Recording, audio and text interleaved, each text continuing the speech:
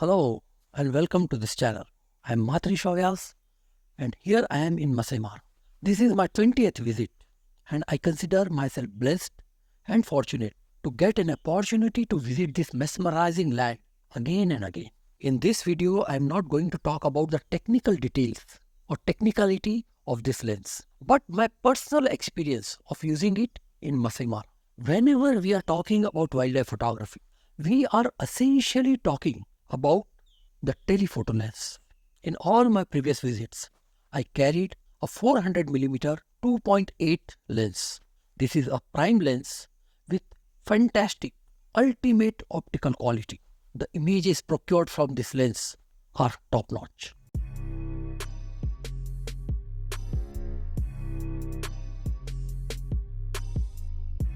But there were two restrictions. Number one, it was quite heavy. And number two, it was a fixed focal length. So there was no flexibility of the zoom. And sometimes this created an issue. So this time I brought 180 to 600mm lens, which is a newly launched lens by Nikon. And I did not purchase it. Rather, I rented it from Nagpur Camera Rental, which is owned by Mr. Varun Thakkar, a dedicated and talented wildlife photographer himself. I will link it in the description if some of you want to have lenses and cameras on rent for your wildlife photography.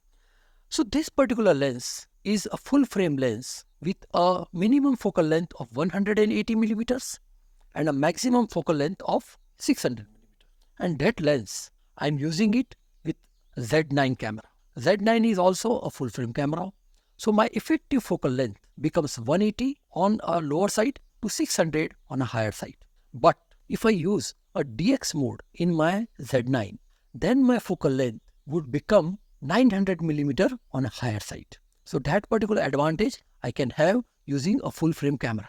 There is a facility to attach a 1.4x converter or a 2x converter, and that would increase the focal length further. But this lens is already considered a slow lens because of its aperture. It is 5.6 to 6.3. So it is not a prime lens. In prime lens, I will attach my 1.4x converter or 2x converter without any fear. But in this lens, the focal length might increase, but the aperture would become f9, and that I do not want, because that would unnecessarily compel me to increase my ISO, and that increase in ISO will essentially reduce the quality of my image. So I am not using any converter, any tele converter, and using this particular lens along with the camera. Watch some of the images procured with this combination.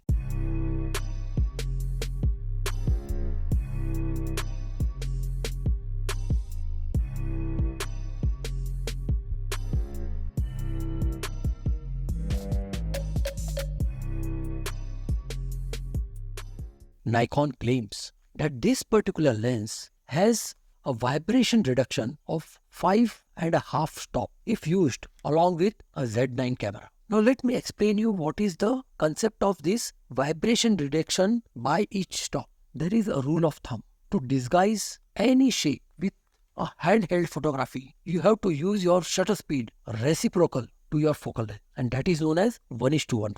That means if you are using a 600mm focal length, your minimum shutter speed must be 1/600th of a second to disguise any shake created due to your hand motion. Now, here Nikon claims that it has 5.5 stop vibration reduction. That means I can shoot handheld with 1/15th of a second without getting a noticeable shake in my image. Now, how this 1/15th of a second has been arrived, let me explain. 1/600th of a second in our example using a 600mm focal length. If you reduce it one stop, it becomes 1/300th of a second. 2 stop will be 1/300 upon 2 is 1/150th of a second. 3 stop is 1/75th of a second. 4 stop is 1/40th of a second. Just to round up, I am giving you instead of 37.5 to 40th of a second. That is 4 stop. 5 stop reduction is 1/20th of a second. And 5.5 stop, the half stop would be 1/15th of a second.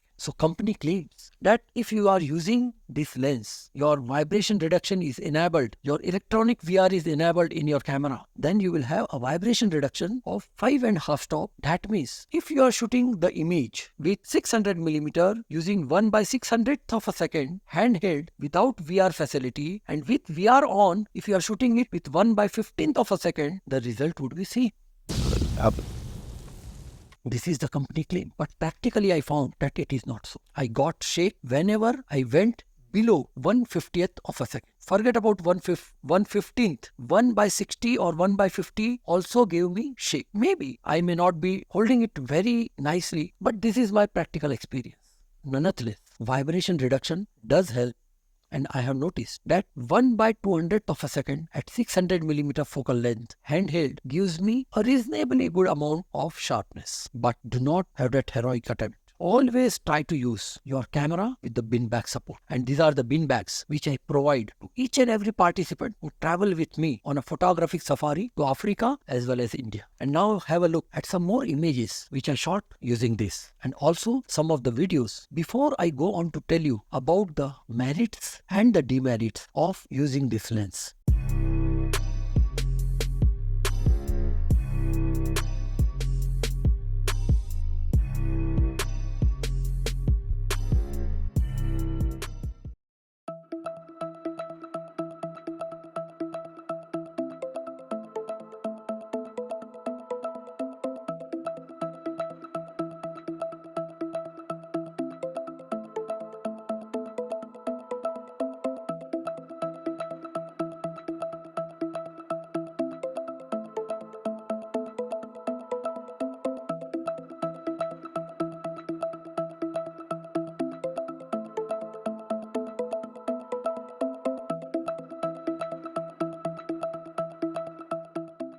So first, the positive side. Being a mirrorless camera and a mirrorless lens, the video quality was top-notch. Even in a very low light condition, it behaved very nicely. Have a look at some of the videos which were shot in a very dull light condition.